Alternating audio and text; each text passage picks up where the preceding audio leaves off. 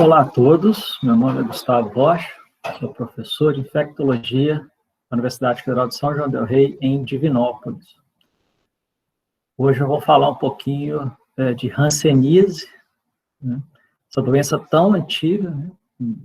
Talvez uma das mais antigas que se tem conhecimento das doenças infecciosas, e que até hoje muito negligenciada, que tem muito estigma e preconceito por trás dela, e que a gente ainda convive bastante com a hanseníase. Essa é uma aula direcionada para estudantes de medicina e também para outros profissionais de saúde. Vamos apresentar aqui. Bom, com foco principal no quadro clínico e diagnóstico da hanseníase. O que é essa doença? Uma doença tão antiga, é uma doença crônica, de evolução lenta, granulomatosa, resposta inflamatória mononuclear, que vai causar sinais, sintomas dermatoneurológicos, principalmente as manchas, as lesões de pele e alterações dos nervos periféricos, podendo levar a deformidades e incapacidades motoras, e a questão do estigma e preconceito relacionado a isso. Realmente é a chamada doença mais antiga do mundo. O Brasil é um país que ainda tem uma incidência alta, prevalência e incidência de hanseníase elevada, Essa é uma plataforma da OMS que a gente consegue fazer alguns mapas interativos, algo bem interessante. Você vê o destaque do Brasil e alguns outros países, que ainda tem uma prevalência em torno de 1 a 2 casos por 10 mil habitantes. Mais de 16 milhões de pessoas tratadas no mundo inteiro nos últimos 20 anos. Em 2020, mais de 200 mil casos registrados no mundo. O Brasil, em torno de 20, 30 mil. Em 2020 foi um ano atípico, por causa da pandemia de Covid. Tivemos aí 21 mil casos confirmados, notificados ao Sistema Nacional de Agravos do SINAM. 2019, 18, 36, 40 mil casos confirmados no SINAM. A Mycobacterium leprae, um bacilo álcool-ácido resistente, o bacilo de Hansen. O nome hanseníase deriva-se desse pesquisador. Então, é uma bactéria muito parecida com a bactéria da tuberculose, que tem as mesmas propriedades, álcool-ácido resistente, em alta infectividade, mas baixa patogenicidade. Então, a maioria das pessoas que pegam essa bactéria não desenvolve doença, Tuberculose é assim também, como a gente já viu, mas hanseníase mais ainda. E demora aí anos para poder, eventualmente, desenvolver uma doença hanseníase. Como é que é transmitida a hanseníase? A semelhança da tuberculose é a transmissão pessoa a pessoa pelo ar, sendo que o homem é o único reservatório conhecido. Então, essas pessoas multibacilares, que têm muita bactéria em atividade, elas eliminam essa bactéria pela via aérea e pode transmitir aí, principalmente no ambiente intradomiciliar, obviamente. O período de incubação é amplo, demora muitos anos, às vezes, para a pessoa desenvolver doença, e menos aí de 5% das pessoas infectadas vão, de fato, desenvolver doença hanseníase, essa baixa patogenicidade. Então, a maioria das pessoas evolui com infecção subclínica, que vão curar espontaneamente, mas pode, então, essa bactéria, esse bacilo, disseminar pelos nervos periféricos e chegar na pele, os macrófagos, células de Schwann, e essa bactéria é uma reprodução lenta, binária, aos poucos ela vai reproduzindo, e a manifestação clínica da hanseníase depende essencialmente da sua resposta imune do hospedeiro diante dessa infecção. Então, de uma forma bem resumida, a pessoa que tem uma resposta predominantemente TH1, que é o polo hiperérgico, uma resposta celular mais intensa, ela tende a desenvolver as formas paucibacilares mais localizadas da hanseníase. E se o indivíduo desenvolve uma resposta predominantemente TH2, que é o polo anérgico, com predomínio de resposta humoral em relação à resposta celular, tende a desenvolver formas multibacilares, mais disseminadas, mais infiltrativas dessa hanseníase. Bem resumidamente, não vamos entrar em detalhes dos tipos de respostas imunes. Do ponto de vista clínico, quais são as principais manifestações clínicas da hanseníase? Já falei, comete principalmente pele e nervos periféricos. Então, com esse período de incubação longo, podendo chegar a décadas, em média 5 anos, aí, essa evolução, infecção, doença, vai depender muito dessa interação da resposta imune do hospedeiro em relação ao bacilo. Então, na pele, pode ter qualquer tipo de lesão, manchas hipercrômicas ou hipocrômicas, as placas, que são as lesões, as manchas, as máculas elevadas, um pouco elevadas, lesões infiltrativas, com limites imprecisos, em que atenua o sulco e infiltra para os planos mais profundos, e nódulos, lesões sólidas mais elevadas. Mas o que chama a atenção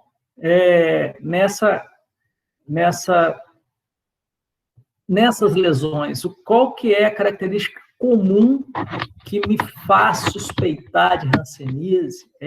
São as alterações de sensibilidade. Essas lesões, podendo ter diversas formas possíveis, mas com alteração de sensibilidade no local da lesão.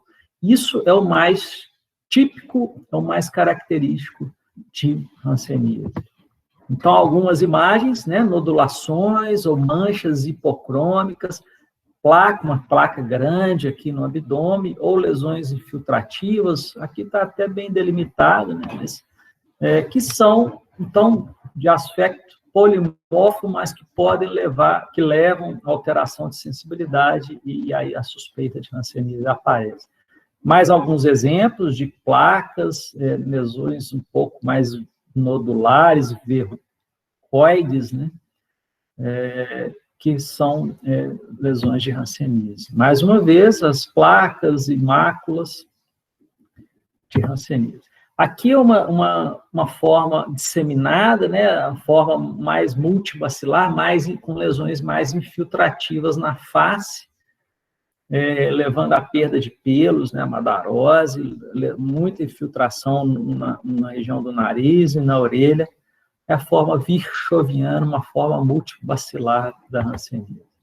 Aqui, mais uma vez, olha, a orelha fica até com alguma deformidade, o nariz fica com a base alargada, e perde os pelos da sobrancelha, e é dita a face leonina, são as faces, um tipo de face um pouco mais característica da hanseníase virchoviana, mais infiltrativa.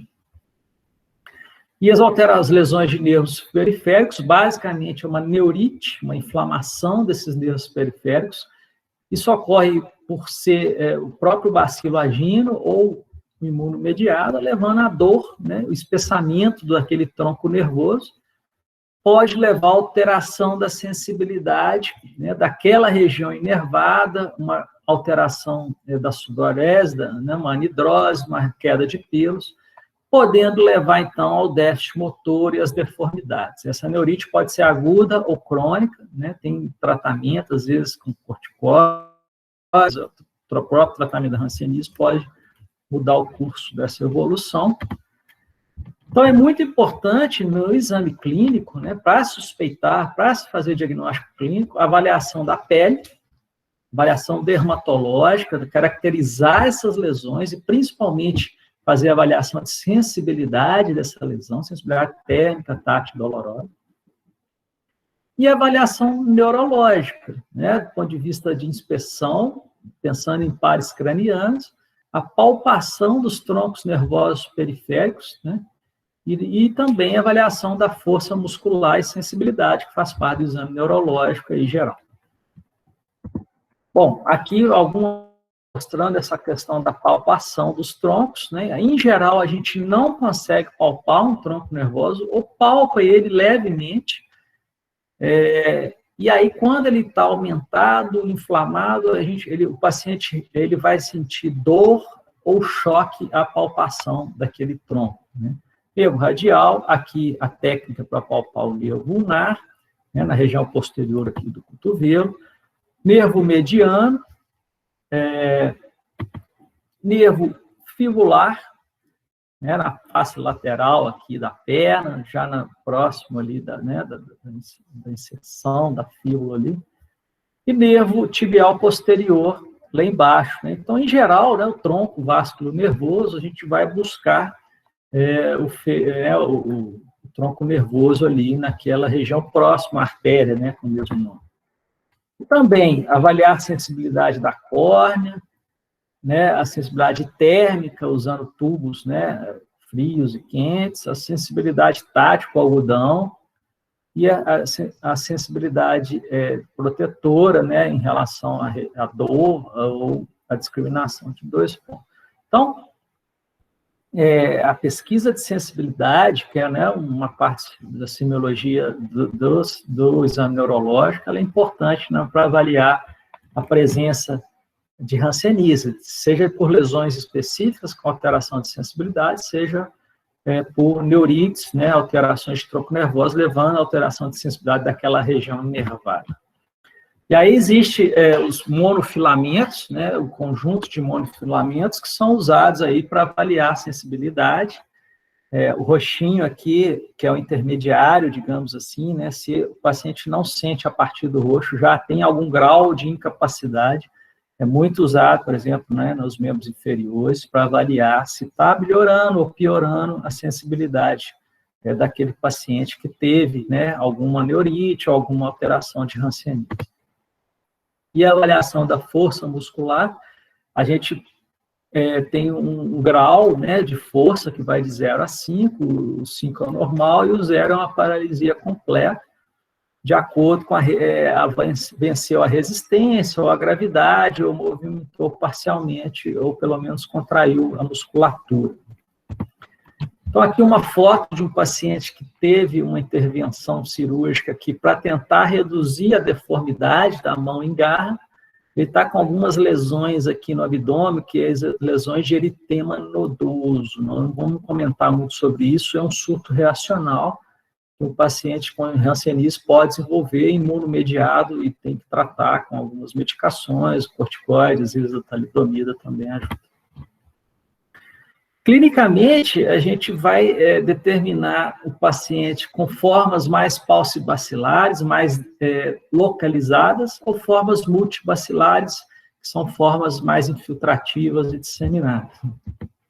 Operacionalmente, o indivíduo ele é classificado como paucibacilar se ele tem até 5 lesões de pele.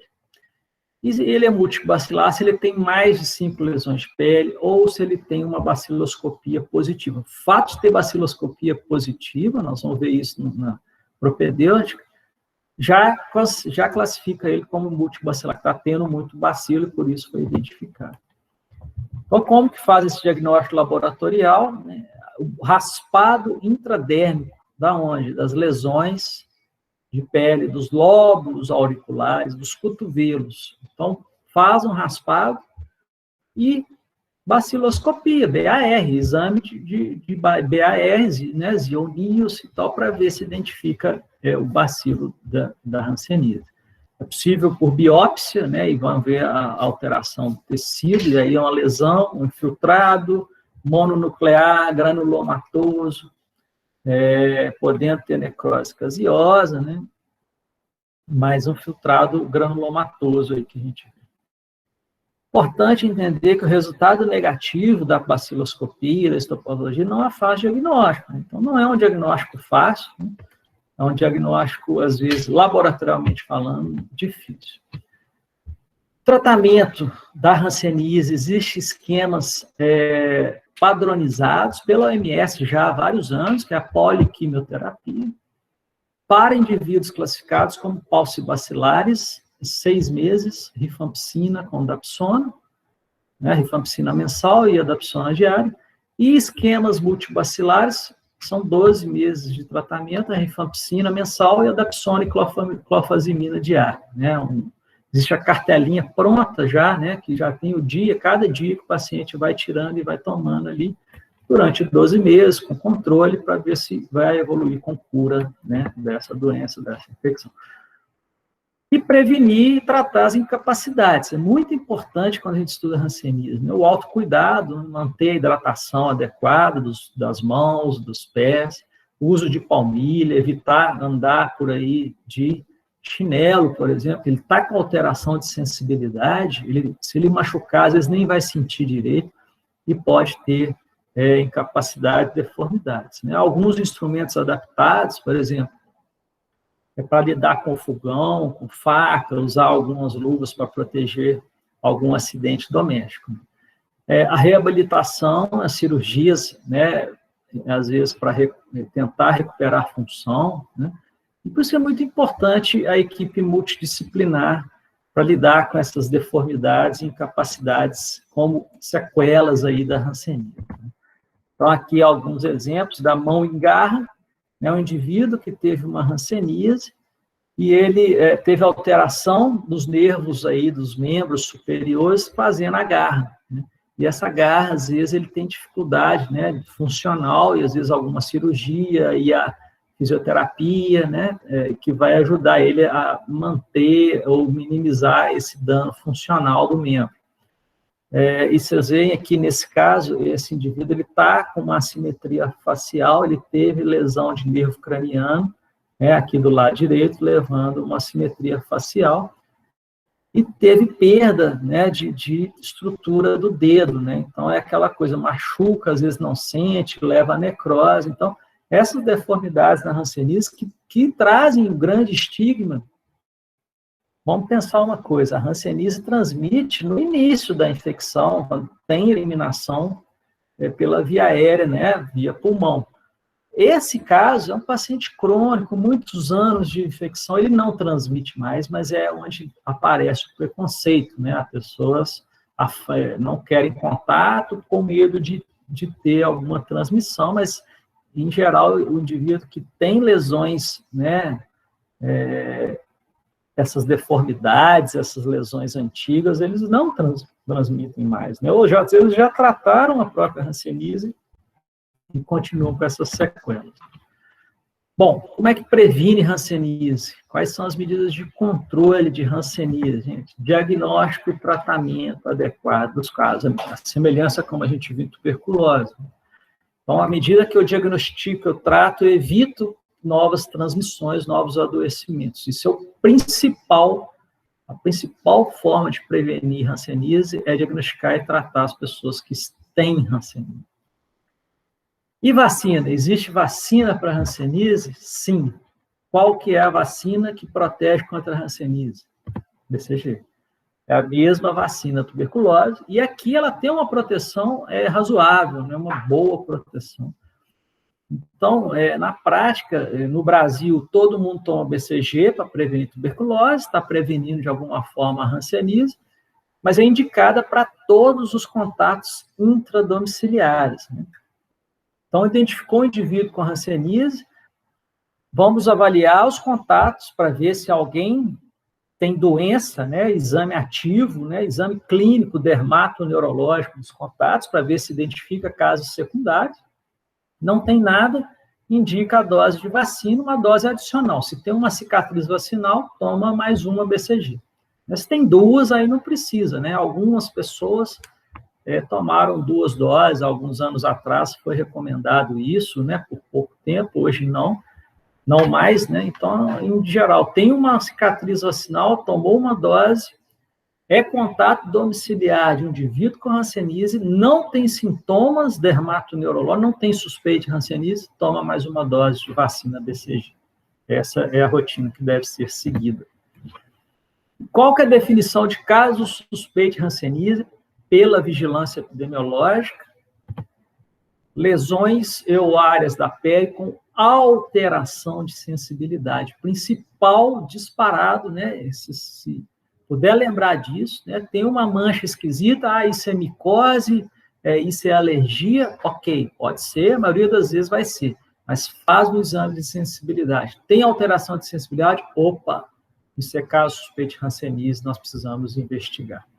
Ou acometimento de nervo periférico, com espessamento, associado ou não a alterações sensitivas, motoras ou autonômicas, e, obviamente, a baciloscopia positiva de esfregar-se intradérmico. E, geralmente, você não vai fazer em quem não tem suspeita, né? Obviamente, ou pelo menos que um contato importante. Então, qualquer um desses, a gente vai notificar, investigar e tratar, né? Muitas vezes, a gente vai tratar hanseníase, às vezes, sem confirmação bacteriológica, né? Isso é possível, tendo uma lesão típica com alteração de sensibilidade.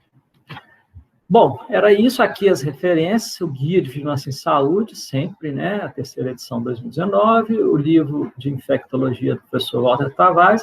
Existe um site da Biblioteca Virtual de Saúde, né? hansen.bvs.br, tem muita coisa interessante.